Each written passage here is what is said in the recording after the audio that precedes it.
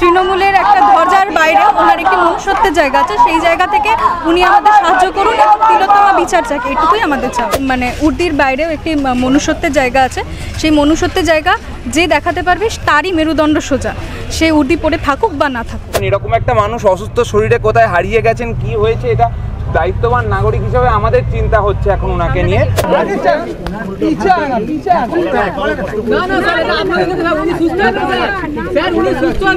ছোটবেলা অনেকে থাকে না, অনেকগুলো স্কুল বদল করে, মানে উনি মনে হয় রেকর্ড করেছেন একটা 6টা হাসপাতাল বদল করার, একটা গিনিস বুকে নাম যেতে পারে, ভেবে দেখতে হবে। সুনীল গঙ্গোপাধ্যায় একবার লিখেছিলেন না নীরার অসুখ বলে, যে নীরার সুস্থ হয়ে ওঠা প্রয়োজন, না হলে গোটা শহরটা সুস্থ হতে পারছে না। ওনার অবস্থা অনেকটা নীরার মতো হয়ে গেছে, উনি সুস্থ না হলে গোটা শহরটা সুস্থ হতে পারছে না। আশা করছি উনি বেশি অসুস্থ নন, তো সেই জন্য অল্প কিছু ফুল, অল্প কিছু কলা দিয়ে বা অল্প কিছু ফল দিয়ে যদি ওনাকে সুস্থটা করা যায়। তবে ইতিমধ্যে সেই বিশ্বজিৎ মণ্ডল কিন্তু অসুস্থ আছে, যে বিশ্বজিৎ মণ্ডলের অসুস্থতার জন্য তার সুস্থতা কাম্য করে আজ নাগরিক সমাজের তরফ থেকে একটি মিছিলের ডাক দেওয়া হয় এবং সম্পূর্ণভাবে জানিয়ে দিই যে ফুল এবং ফল নিয়ে পুরো এক্সাইড মোড় থেকে সম্পূর্ণভাবে এই ভবানীপুর পুলিশ হাসপাতালে এসে তারা পৌঁছায় এবং ইতিমধ্যে তারা এই হাসপাতালের ভেতরে গেছেন। বিশ্বজিৎ মণ্ডলের যিনি অসুস্থ হয়ে আছেন, যেমনটা নাগরিক সমাজ বলছেন রাজনৈতিকভাবে অসুস্থ হয়ে আছেন, সেই অসুস্থতা যেন তিনি অতি দ্রুত কাটিয়ে। আজকের কর্মসূচিটা একেবারেই এই কারণে, কারণ আপনারা সবাই জানেন টালা থানার ওসি তিনি তার কোর্টের হিয়ারিংয়ে যাওয়ার কথা ছিল, কিন্তু এই ঘটনার শুরু থেকেই একদম মানে কোর্টের হিয়ারিংয়ের প্রশ্ন তো উঠতই না যদি না তিলোত্তমার সাথে যে ভয়ঙ্কর নির্মম ঘটনা ঘটেছে সেটা ঘটত। তো এই যে ঘটনাটা ঘটেছে সেই ঘটনার পরবর্তী সময় থেকে তদন্ত চলাকালীন ওই সেমিনার হলের মধ্যে বহু বাইরের ব্যক্তি যাদের উপস্থিত থাকার কথা নয় তারা ছিল। এই তিলোত্তমার মা বাবার কাছে ফোন করে জানানো যে মেয়ে আত্মহত্যা করেছে এবং গোটা তদন্ত প্রক্রিয়াকে সমস্ত রকম দুর্নীতিকে ঢেকে দেওয়ার পিছনে যেই ব্যক্তি অভিযুক্ত ছিল টালা থানার ওসি, তাকে যখন কোর্টের হিয়ারিংয়ের জন্য ডাকা হয় তখন তিনি বিভিন্ন হসপিটালে ঘুরেছেন। আমাদের কাছে খবর আছে উনি প্রায় 6টা হসপিটালে ঘুরেছেন এবং ফাইনালি আমাদের কাছে খবর ছিল যে এনজি মেডিকেয়ার এরকম নামের একটি হসপিটালে উনি অ্যাডমিটেড ছিলেন। আমাদের কর্মসূচি যেটা ওনার সাথে দেখা করা, ওনার সাথে কথা বলা, সেইটা করার পর মানে সেটার পোস্টারটা যখন আমরা বের করি তার পরবর্তীতেই আমরা দেখি যে উনি ওনার অবস্থান পাল্টে নিয়েছেন। ভবানীপুর পুলিশ থানা যেটা মানে পুলিশ হসপিটাল যেটা, সেইখানে উনি এখন অ্যাডমিটেড আছেন। তো আমরা চেষ্টা করব ওনার কাছে যাওয়ার।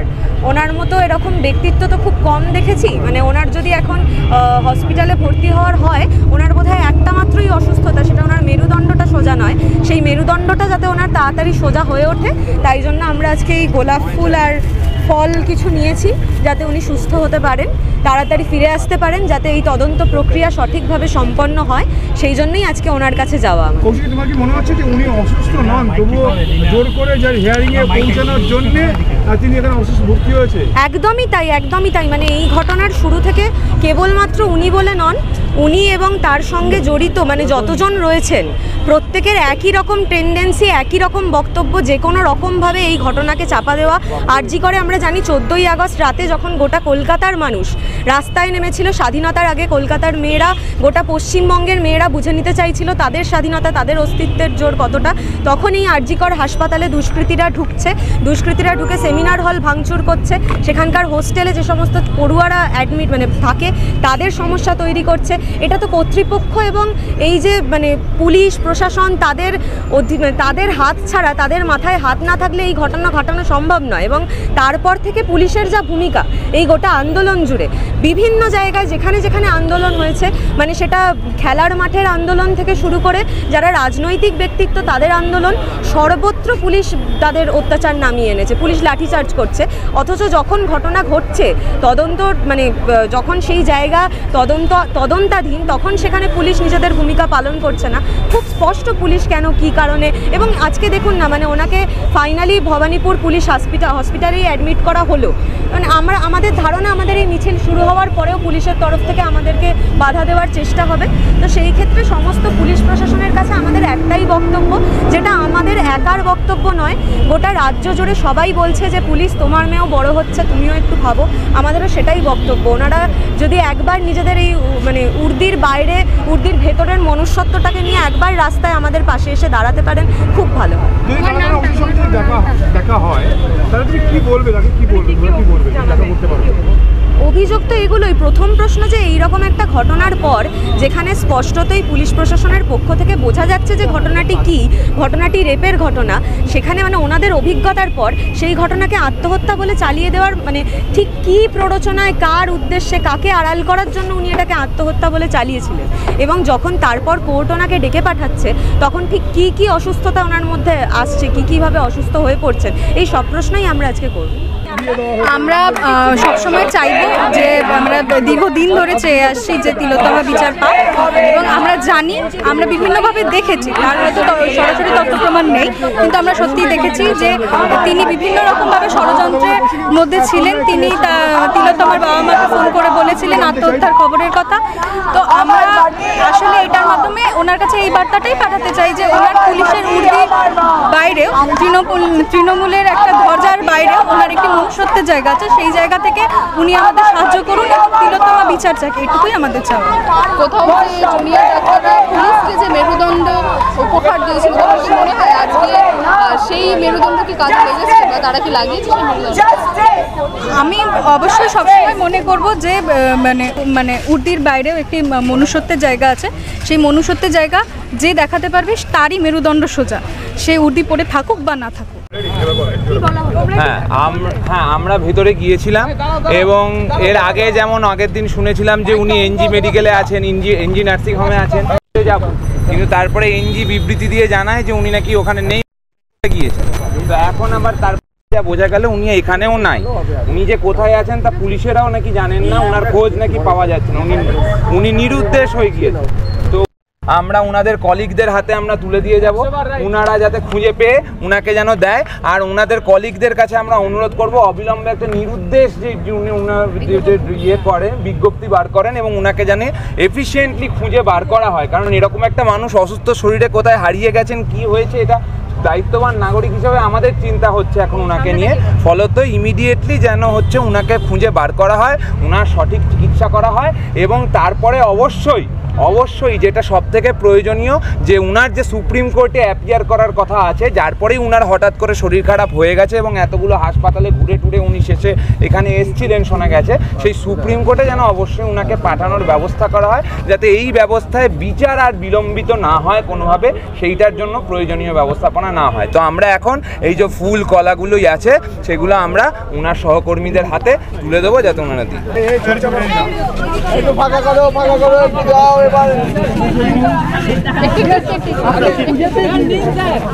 একটু ঘুরে ম্যাম, একটু ঘুরে ঘুরে ঘুরে পিছে আনা, পিছে আনা।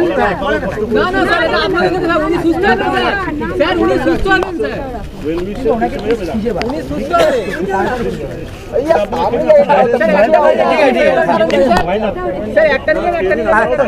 না, ওনারা অনেক কোঅপারেট করেছেন আর ওনারা খুঁজে বার করবেন। আমি এটা উনি কথা দিয়েছেন খুঁজে বার করবেন, জানান তাহলে আমাদের কোথায় আছে।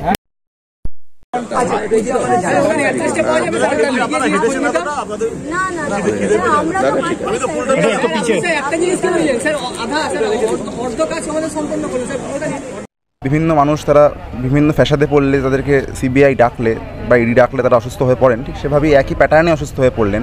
শুধু এবার উডবার্ন ব্লকের বদলে হাসপাতালগুলো বদল হয়েছে, 6টা হাসপাতাল বদল হয়েছে বলে শুনলাম। আমি অবাক হয়ে গেলাম, কারণ মানে ছোটোবেলায় অনেকে থাকে না, অনেকগুলো স্কুল বদল করে, মানে উনি মনে হয় রেকর্ড করেছেন একটা 6টা হাসপাতাল বদল করার, একটা গিনিস বুকে নাম যেতে পারে, ভেবে দেখতে হবে।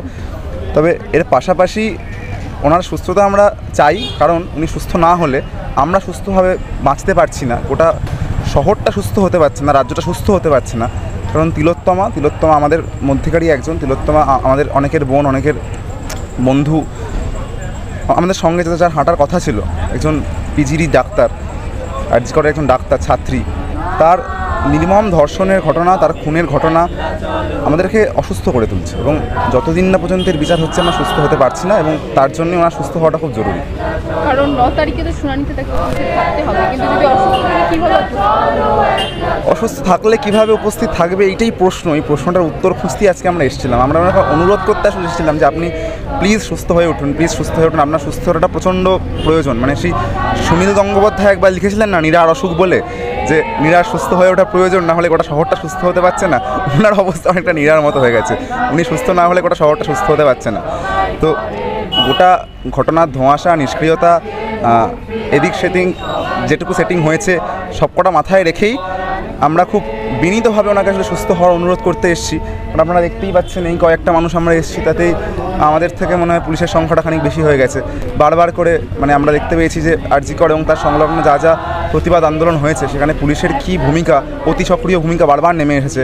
বিভিন্ন প্রতিবাদকারীদের, আন্দোলনকারীদের বারবার করে জেরা, লালবাজারে ডাক পাঠানো, বারবার করে বিভিন্ন সাধারণ মানুষরা সেই সময় কোনো একটা বিক্ষোভের সময়, কোনো অবস্থানের সময় সেই সংলগ্ন এলাকায় ছিলেন, তাদেরকে বারবার ডেকে পাঠানো, এই সব কিছুর মধ্যে দিয়ে আসলে পুলিশ বারবার প্রমাণ করছে যে কার লয়ালটিটা আসলে কোন দিকে। তো সেই জায়গাতে কি গায়ের জোরে মারপিট করে কোনো কিছু করতে তো আমরা আসিনি, বরং হাতে ফুল নিয়ে, ফল নিয়ে এসেছিলাম, বিনীতভাবে অনুরোধ করে, হাত জোর করে এসেছিলাম। কি আসতে পারেননি, তবে সত্যি কথা বলতে গেলে উনি তো 6খানা হাসপাতাল থেকে বেরিয়ে আসার পর শুনেছিলাম যে 6খানা হাসপাতাল ওনাকে রিজাইন দিয়ে দিয়েছেন উনি সুস্থ বলে। তো ফলত ওনাকে কিছু আশা করছি উনি বেশি অসুস্থ নন। তো সেই জন্য অল্প কিছু ফুল, অল্প কিছু কলা দিয়ে বা অল্প কিছু ফল দিয়ে যদি ওনাকে সুস্থটা করা যায়। অনেক ঘটনা পড়ে আছে পেন্ডিং, আমরা এটা চাই না যে এটা কোনোভাবে পেন্ডিং পড়ে থাকুক। সবাইকে তো দেখলাম এইভাবে অসুস্থ হয়ে যেতে, এটা খুবই কমন। ভবানীপুর পুলিশ হাসপাতালে এসেছিলেন নাগরিক সমাজ অসুস্থ বিশ্বজিৎ মণ্ডলের সুস্থতা কাম্য নিয়ে, কিন্তু এখানে এসে দেখা যায় অন্য দৃশ্য। এখানে এসে তারা জানতে পারেন যে তিনি নাকি এখানেই নেই, এবং এখানকার যারা পুলিশ আধিকারিক রয়েছে উচ্চপদস্থ তারা জানিয়েছেন তারা জানেনই না বিশ্বজিৎ মণ্ডল ঠিক কোন হাসপাতালে আছে। যদিও খবরে যতটা জানা যাচ্ছিল যে 6টি হাসপাতাল থেকে তাকে যখন সুস্থ বলা হয়েছিল, তারপরে একটি বেসরকারি হাসপাতালে অবশেষে তাকে ভর্তি হয় এবং তারপরে তিনি এখানে আসেন। কিন্তু এখানে এসে যে দৃশ্য দেখা গেল, সেই দৃশ্য দেখে নাগরিক সমাজের তরফ থেকে এখানকার পুলিশ আধিকারিকদের উদ্দেশ্যে তারা বলেন যে তারা যেন এবার বিশ্বজিৎ মণ্ডলের একটি নিরুদ্দেশ বিজ্ঞাপন জারি করে। তার উপস্থিতি অতিরিক্ত কাম্য এবং তার জন্যই কিন্তু তারা চাইছেন যেন বিশ্বজিৎ মণ্ডলকে তারা এখানকার আধিকারিকরা রয়েছে যারা, তারা যেন অতি দ্রুত তাকে খোঁজ করে। বাংলা হান্টের আরো খবর দেখতে নজর রাখুন। বাংলা খবর মানেই বাংলা হান্ট।